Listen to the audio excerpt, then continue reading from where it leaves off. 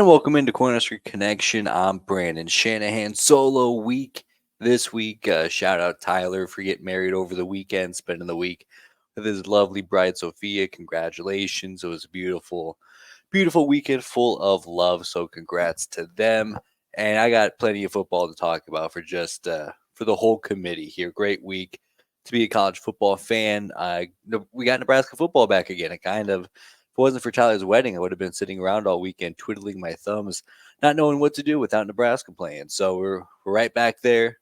Um, got lots of great games going on this week. Big week for the Big 12. We'll talk about that a little bit, but more so on our show, Go Big 12 or Go Home, part of the Cornhusker Connection Network.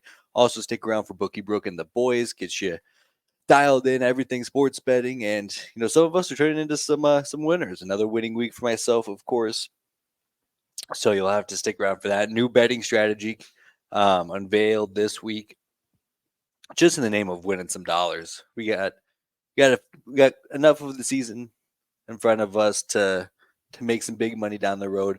Now the path is back to zero, so that's what we're trying to get to. But a great week of college football over the weekend.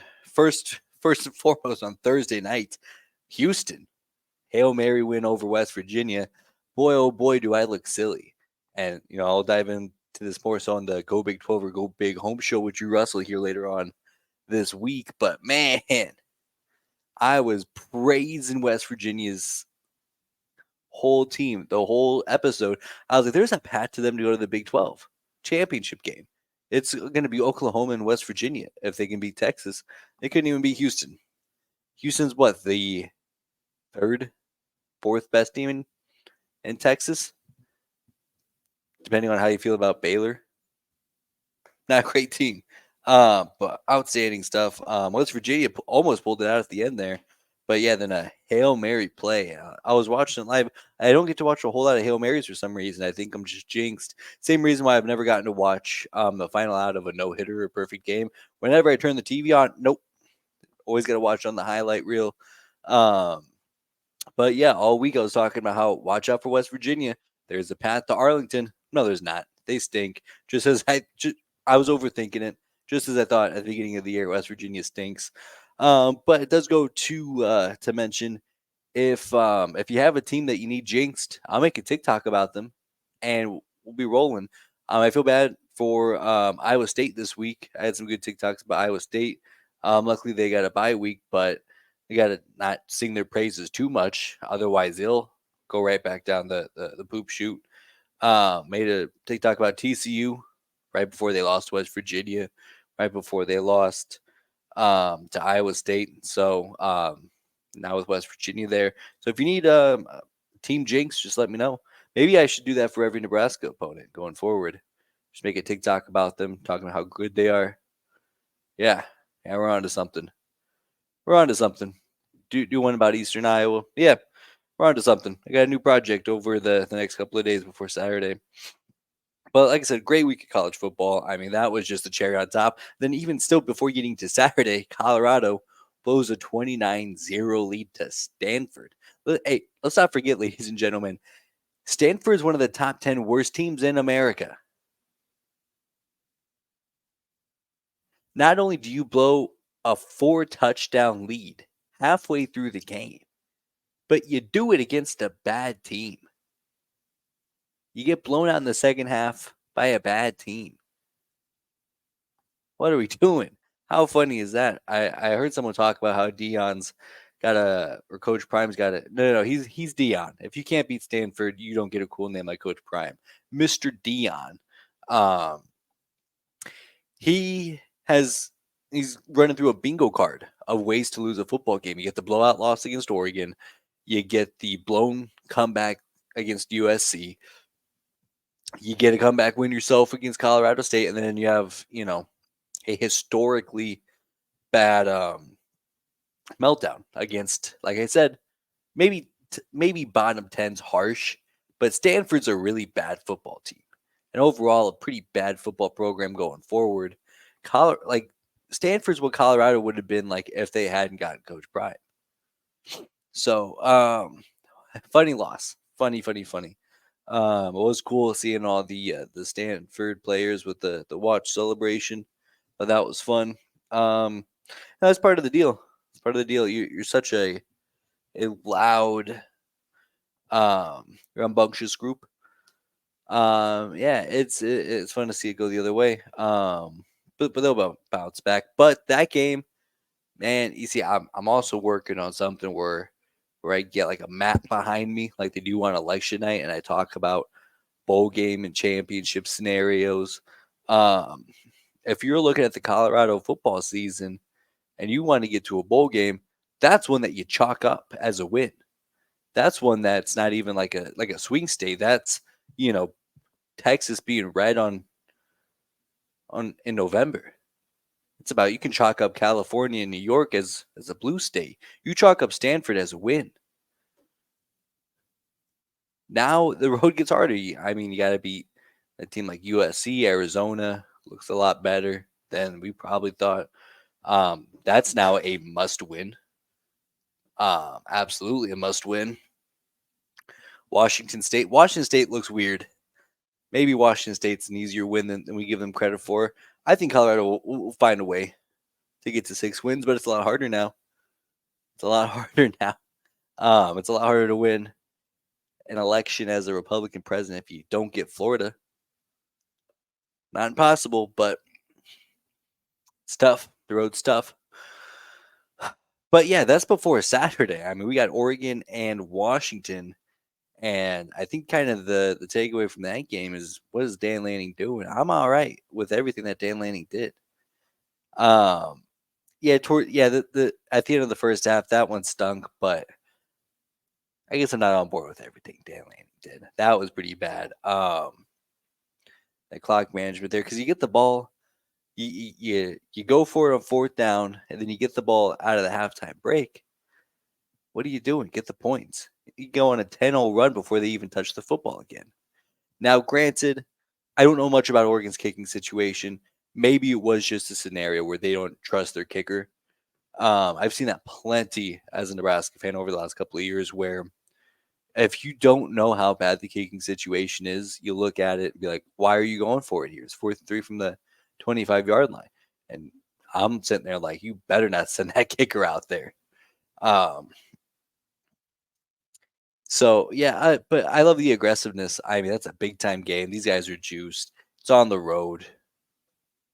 You're an underdog. You you know you don't have to win this game. If you win this game, the path is great.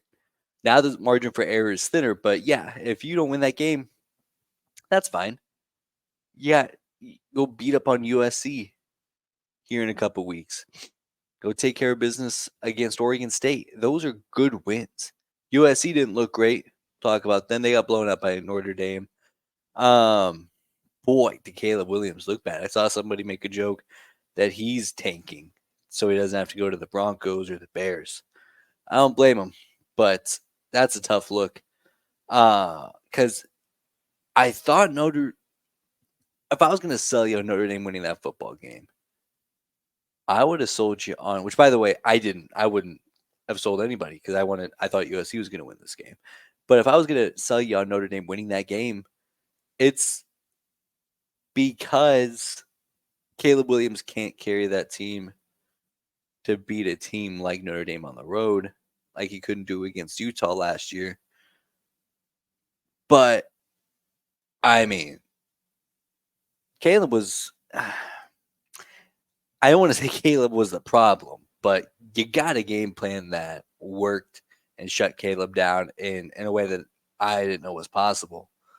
So it wasn't even like Caleb just couldn't quite pull it out because his defense let him down. The defense, oddly enough, played really good. It's this Alex Grinch stuff. He gets, and it's the same thing at Oklahoma. He gets all the stink when the defense is bad, and rightly so. If you're the defensive coordinator and your defense is bad, you deserve that stink. But their defense played a really good game. Their quarterback doesn't throw 3 interceptions. Yeah, the defense gives them an opportunity to win that game. And obviously that's not all the way fair because you don't know how that game plays out. You don't know how the cookie crumbles from there. But overall, the defense played really well. But it's nerve-wracking because now there's a formula out there. And other teams, especially Utah next week, they're going to be frothing at the mouth because they know that, first of all, if any team knows that Caleb Williams is vulnerable to bad nights, it is Utah. And now that they see another team do that, I mean, they're frothing at the mouth. Whether or not they have a competent enough offense, who knows?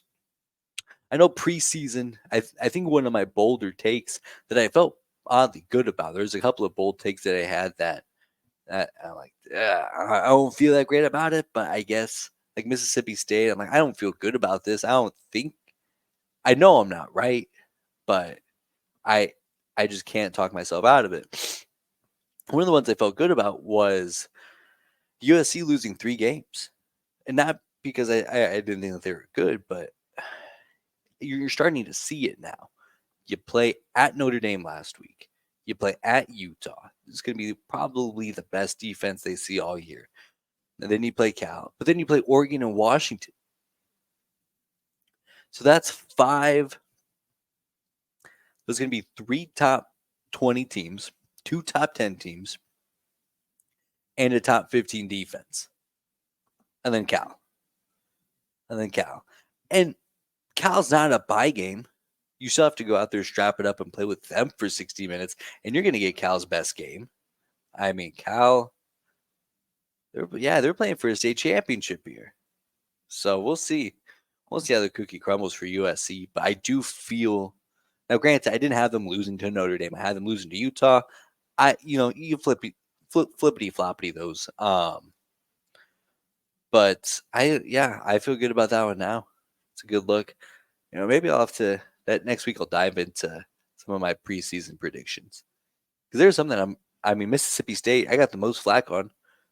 I got almost cyberbullied off the internet. That was my first night of doing game by game predictions, and boy, they were mean to me. And I was right about every single game to this point.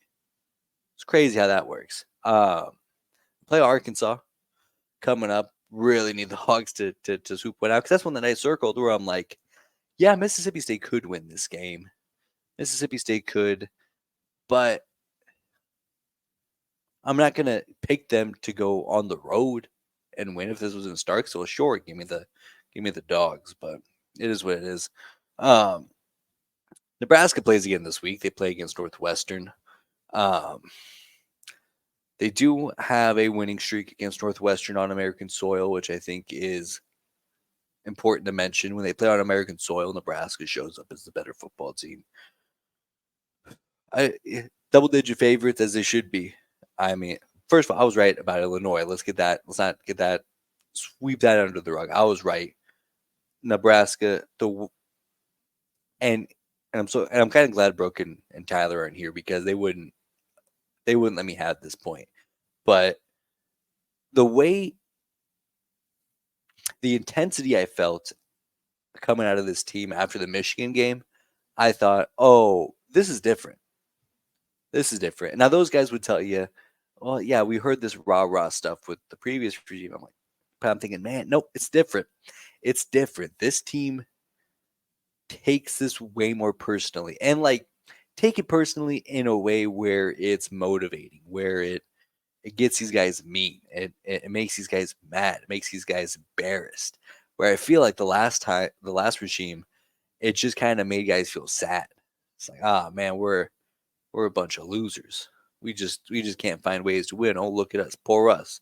We'll have a lead against Michigan in the fourth quarter, and then we'll find a way to blow it. Oh, woe is me. But I don't know. There was just something different about the intensity after that Michigan game where I'm like, oh, these guys aren't going to let that happen again.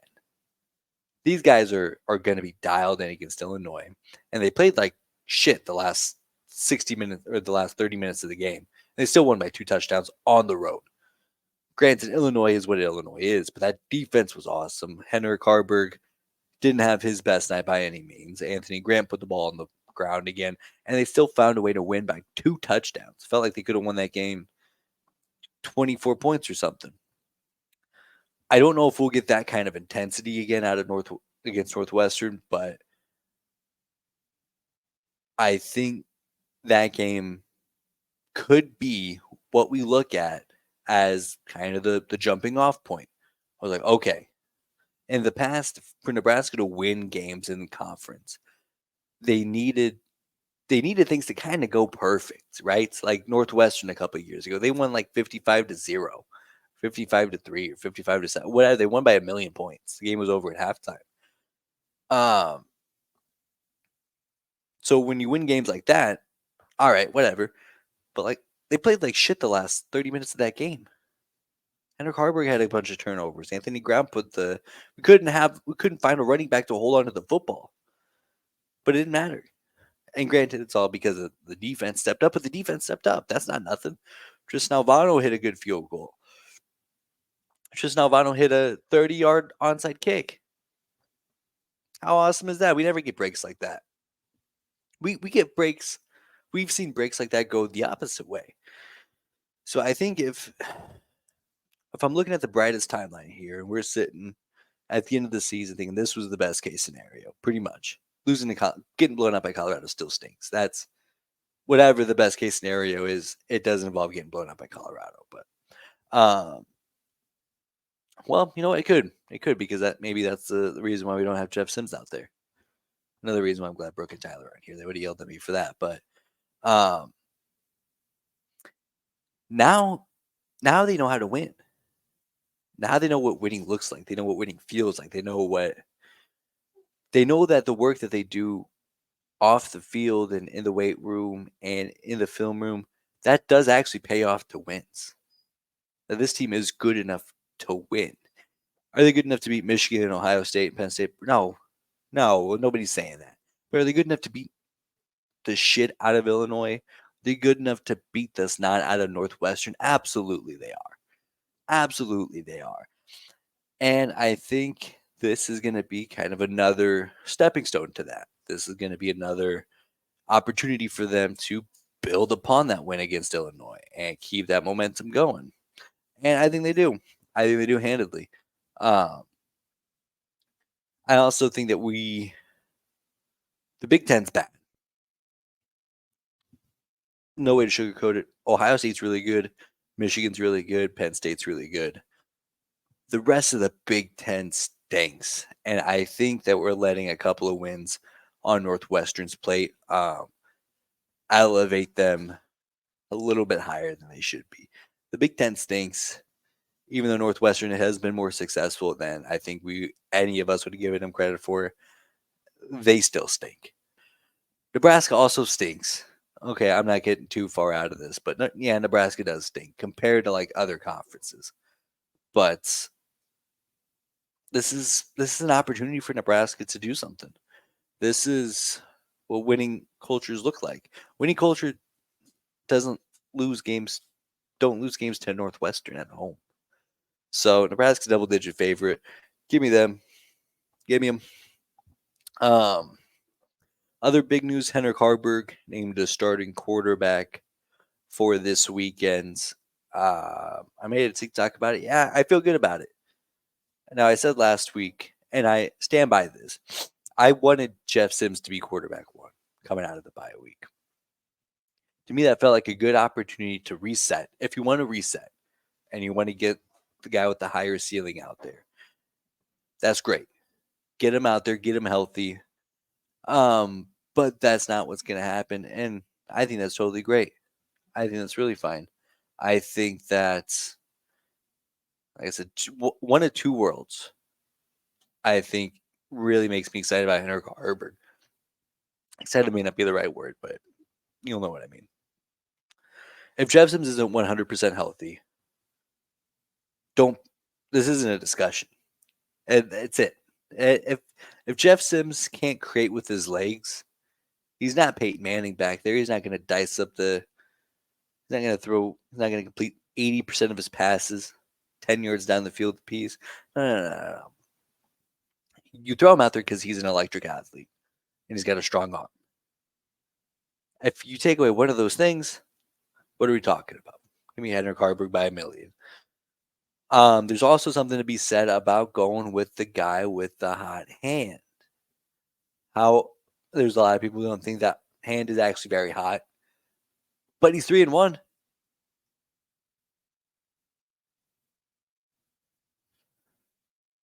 I couldn't even tell you who the last Nebraska quarterback was who went 3-1 in his first four starts. No, it wasn't Adrian Martinez.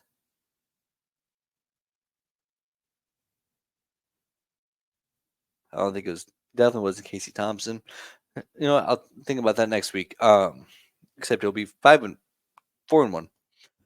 Yeah, and there's something to be said, especially with a new system and a new offense, and new coaches, new personnel, where continuity is so hard to come by that to go from the first 2 weeks with Jeff Sims, preparing day in, day out, off season in for Jeff Sims to be your quarterback, and then that gets thrown out the window. Now you got to go to Henrik Harburg, and then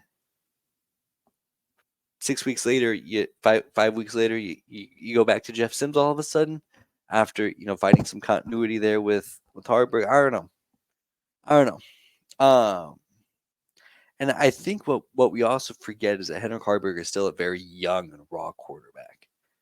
Like, we haven't seen the best of Henrik Harburg by any means. We're seeing him, not make plays that I don't know if it goes with talent or if it goes with experience or whatever it is. But we haven't seen the best of him yet. He's so young. He's so raw, you know. But he's an easy guy to root for. I'm excited to see him, continue to be the quarterback. I also would have been very excited if Jeff Sims had gotten the start. I think that would have sent a message that, hey, we went 3-1 with Henrik Harburg, and we don't even think he's the best. We don't even think he gives us the best opportunity to win. That's how much we love Jeff Sims. And I think that's the message if you want to go that way. But obviously not going that way. I'm pretty happy with it. I think you can. There's not a game on the schedule that in a vacuum that I don't think that Nebraska can't win. I think you look at Maryland, Tagovailoa is absolutely hands down a better quarterback than Henrik Harburg. I also think he's a better quarterback than Jeff Sims. Then you look at Northwestern this week, probably a toss up as far as who you take quarterback wise between him and Ben Bryant. Likes him at Cincinnati. I mean, probably maybe give him the nod, but the rest of the Northwestern team stinks. As long as you take care of the football slightly, you're in good shape there.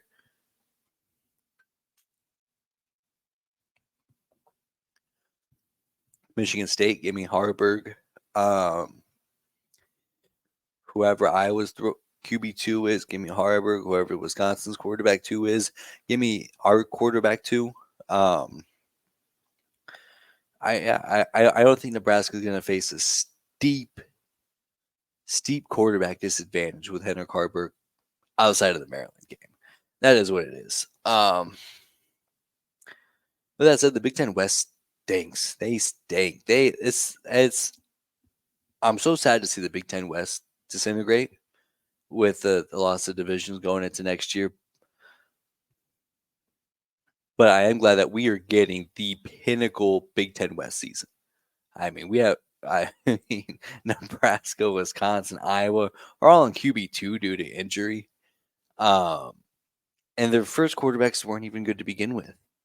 Also, I'd like to throw this out there. Henrik Harburg is playing better than Cade McNamara was. Also, you know what? Let's talk about Iowa here for a little bit. Eastern Iowa. Not Iowa State. Iowa State, so fun. Love Iowa State. Let me throw some information at you here. Oh, shoot, I got a new phone, so all my search history disintegrated, which is probably for the best. So net success is a stat by Parker Fleming at Stats War on Twitter. Football economics data science. This guy gets it. I followed him because he's a TCU fan, but he gives off really good insight. He does this. He has this chart every week where talk about net success, and basically the question that is trying to answer is, did we really get beat that bad? So you constantly see teams like Ohio State and Michigan when they're blowing teams out. And it shows in the advanced analytics. Iowa, 3 of the last 4 weeks has been negative net success, which means that they were outplayed. They did not play good, and they still won. So don't give me any of this. Eastern Iowa was by far the favorite in the Big Ten West.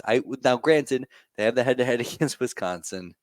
They'll probably get the head-to-head over Minnesota this week. So the path looks fine for them. But they're not a team like Nebraska. If they get hot, give me them. If there's, let me put it this way: if Nebraska and Iowa are playing at the end of the season, and Iowa hasn't already locked up the division, they're not going to the Big Ten championship. And now it could be a world where if Iowa needs to beat Nebraska in Lincoln to go to the Big Ten championship game, it's not happening. It's not happening.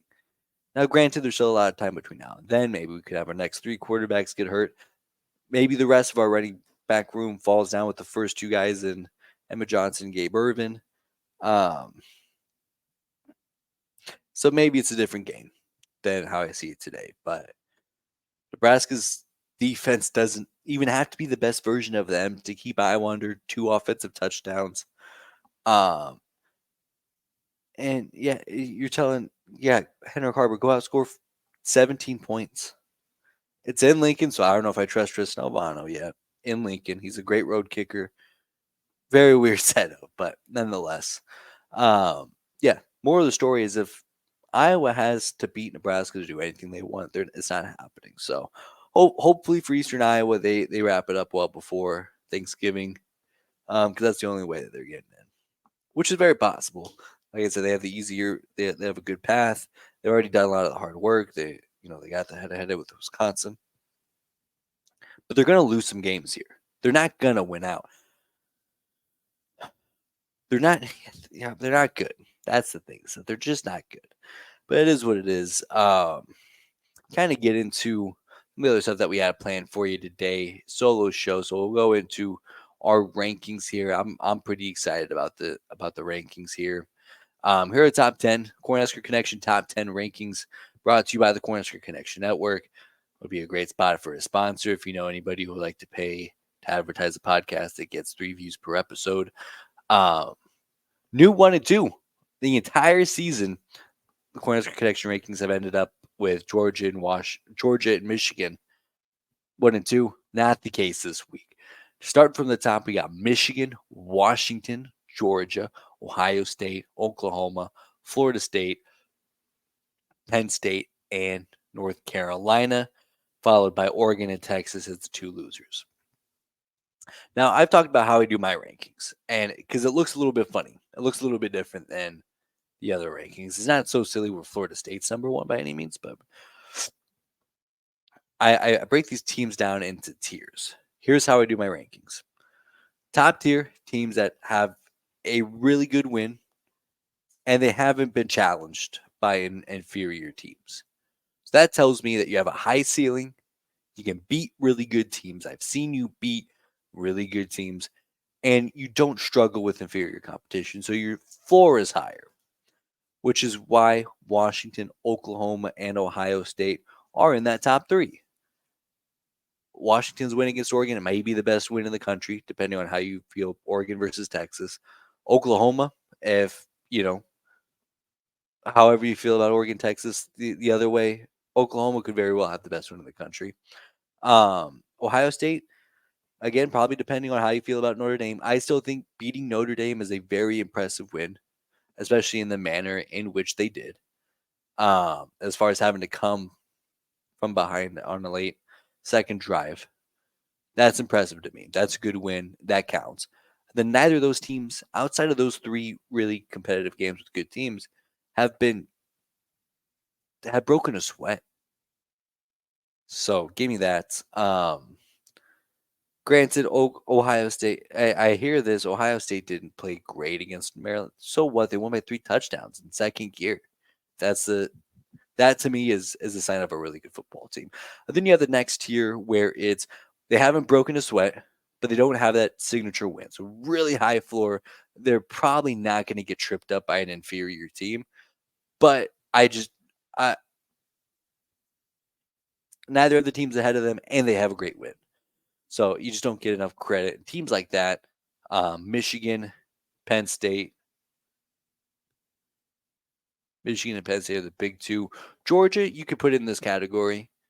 You could put Georgia in this tier. If they're not in this tier, then it's the next one where they're undefeated, but they've struggled a little bit with inferior opponents.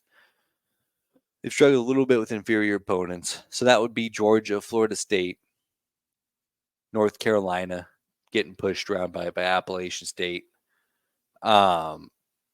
So those 3 teams, 2.5 teams, depending on how you feel about Georgia's performance against teams like South Carolina.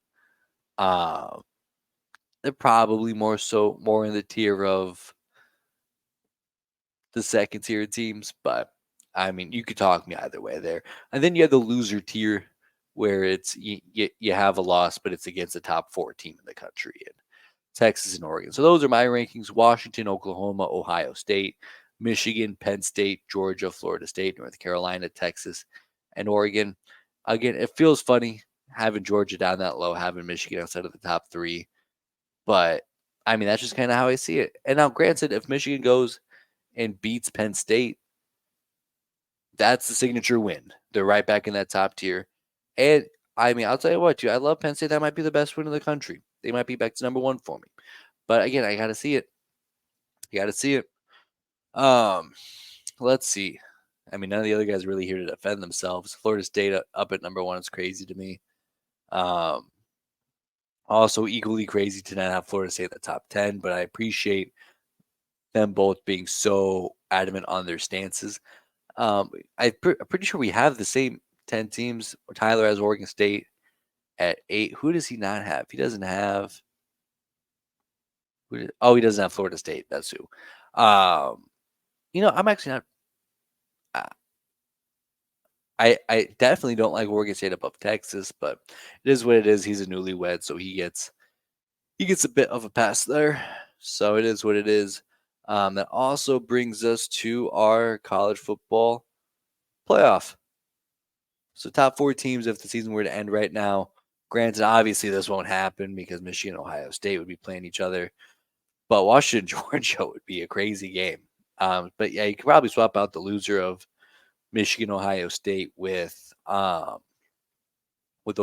there. I couldn't quite get to put together the 12-team playoff. But yeah, you know what? Let's go through it here. So we got plenty of time here. So we're going to have the top 4 conference champions. I got a new phone, so it'll log me out of everything. Entertainment at its finest, huh? Okay, so top 4, top 5, top 6 conference champions. So you got Georgia, Michigan ahead of Ohio State. Do they get the bye? No, 4 teams get a bye. So Georgia, Michigan, Florida State, and Washington each get a bye. And then you have next best conference champion, which would be Oklahoma. They get to host a game. Then you have Ohio State, Penn State, Texas, and Oregon hosting a football game as well. Then you also and Air Force. Air Force also hosts the game, so not Oregon. So that's 9 teams. Yeah, that's not right. Those teams are in. Then you also get teams like North Carolina, Alabama, Oregon State, Mississippi in as of right now. So I mean, I think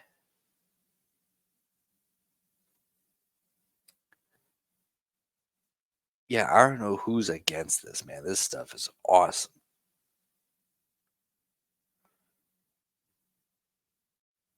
Trying to see if anybody else put together the.